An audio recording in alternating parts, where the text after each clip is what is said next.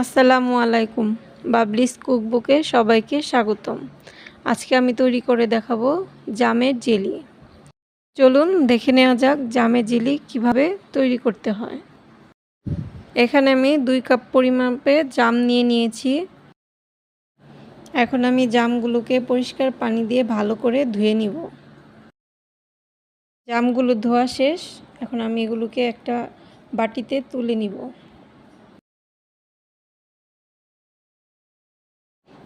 এখন আমি জামগুলোকে কেটে নিব। এখানে আমার সবগুলো জাম কাটা শেষ।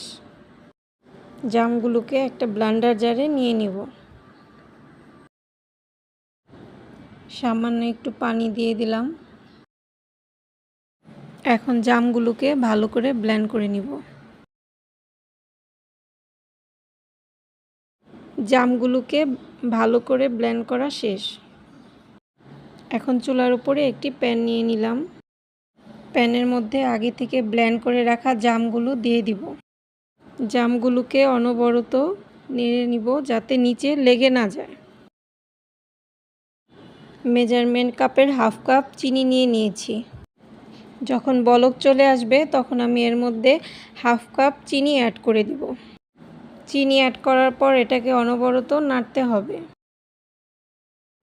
এখানে আমি 1 টেবিল স্পুন লেবুর রস নিয়ে নিয়েছি। অল্প আঁচে 15 মিনিট জাল করে নিতে হবে।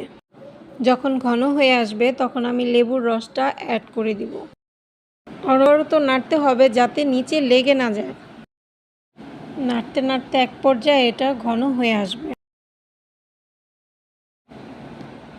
ঘন হয়ে আসলে একটা বাটিতে এটাকে আমি ঢেলে নিব। তৈরি হয়ে গেল আমাদের মজাদার জামের জেলি। এই জ্যামটিকে পাউরুটির সাথে পরিবেশন করলে ছোট বড় সবাই খুবই পছন্দ করবে। রেসিপিটিকে অবশ্যই সবাই বাসায় ট্রাই করবেন। এমন নিত্য নতুন রেসিপি পেতে আমার চ্যানেলটিকে সবাই সাবস্ক্রাইব করবেন। আমার রেসিপিটি যদি ভালো লেগে থাকে তাহলে অবশ্যই লাইক, কমেন্ট, শেয়ার করবেন।